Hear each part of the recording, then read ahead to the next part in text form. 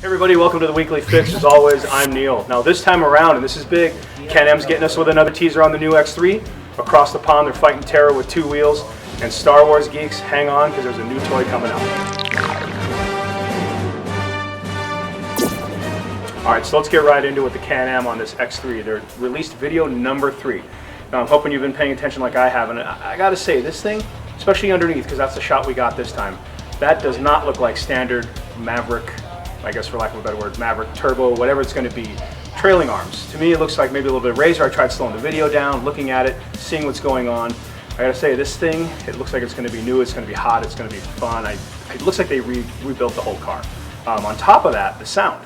So, video sounded great. I gotta give them a little shout out. Sounded kind of like a little bit of the Yamaha video, a little bit of noise, a little bit of sand. It looked great, but that thing was active and it was moving. And on top of all of that, I'm going to be there next week. So I will be driving this thing. I cannot wait.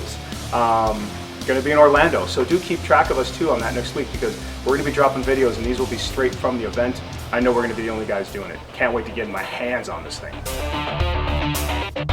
And next up is, I think, something that's important, and we're looking to fight terror. They're doing this over across the pond in London. We're going to see, I guess, probably some military guys, perhaps some of their police, going to be using motorcycles, BMW 800s. Now, again, this was something I was talking to Zach about earlier, was I didn't know they didn't use motorcycles, because obviously here where we're at, they're everywhere, and those are the guys that are always first on scene, first responders. So good for them to get involved with that. It makes sense. I don't know if these things are going to be like Megaforce, which was a classic 80s movie. But anyways, it makes sense to me.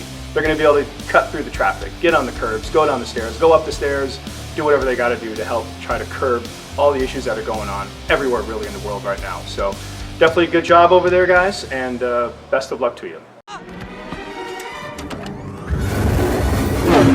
Hey, wait!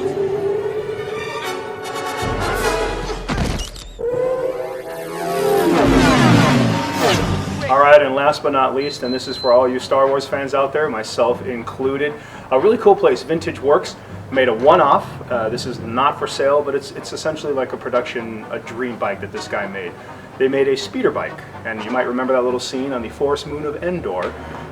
Perhaps not the strongest of all the Star Wars movies in Return of the Jedi, but definitely has some great stuff, and as a kid, as an adult, who didn't want that frickin' little speeder bike to zoom around through the Force? So anyways, make sure you watch the video.